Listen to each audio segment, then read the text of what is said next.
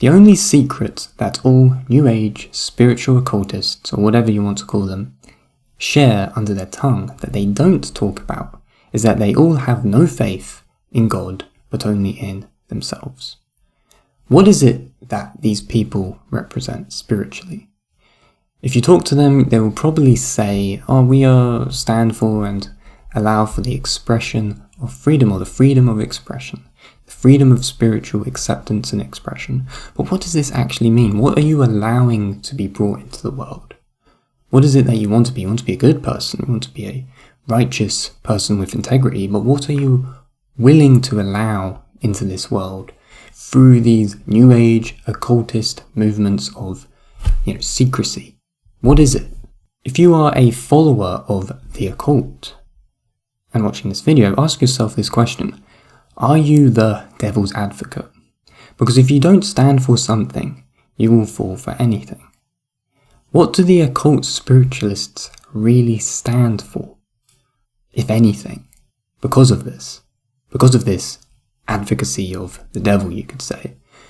I've come to learn that the occult in New Age doesn't have any faith towards anything beyond itself. It is an all-accepting system or a all-neglecting system. It doesn't really matter what it is.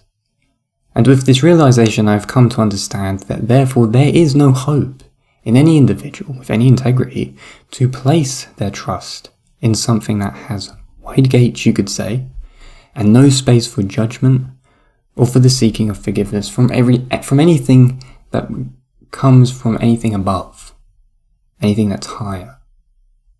It is only a system of self-worship, or of the ego. Most importantly, it doesn't pay heed to the relevance of redemption, because in the devil's playground, forgiveness is of no concern.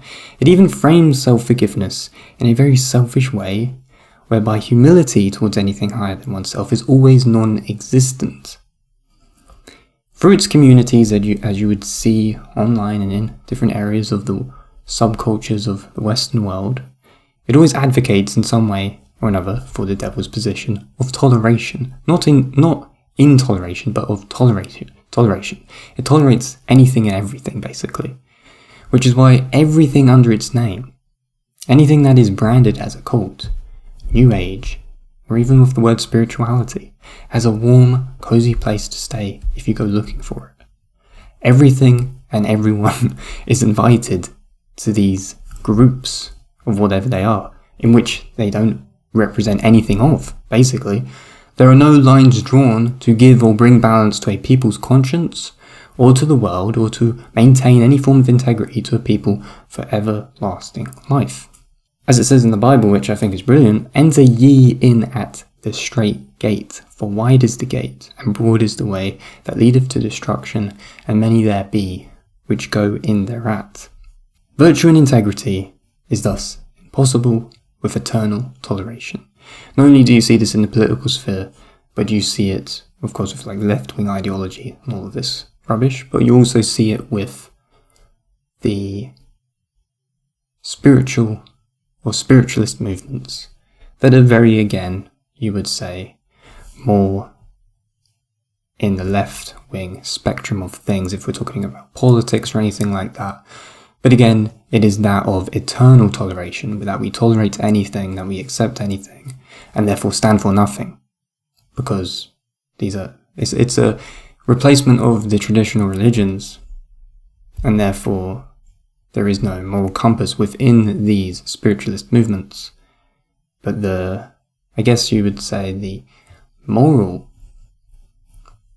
direction of these movements is for the worship of the self. And I don't mean the higher self, the self with you in relation to God or anything higher, but more of the ego and of your own narcissism. I doubt any of these occult spiritualists truly disagree with each other or have genuine conversation about what is right or wrong within the realms of morality in a humble, God-fearing way. And when I say God-fearing way, I mean in a way where you are trying to accomplish towards something that is morally superior than yourself. You want to be a good person. A good person is something that is fundamentally healthy and true and worth bringing attention to in this world. And in these groups or in these spheres of spirituality, it is more an entertainment of everything and anything. There really isn't any kind of understanding of where or how to achieve a place of true morality or true goodness in this world. But rather, it is a people who group together to talk about things that they all agree with. An exposition, you could say, of fruitless words and agreements, that anything is tolerable because everything is basically possible. If you don't stand for something, you will fall for anything.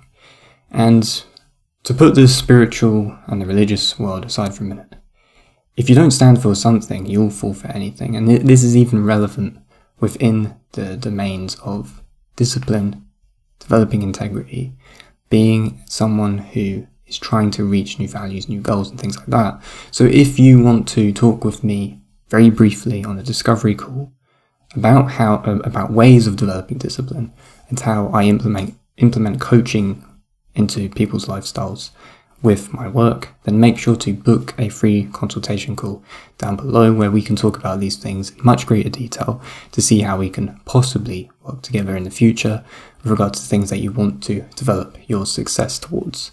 So with that said, guys, I hope you enjoyed this video and I'll speak to you in the next one.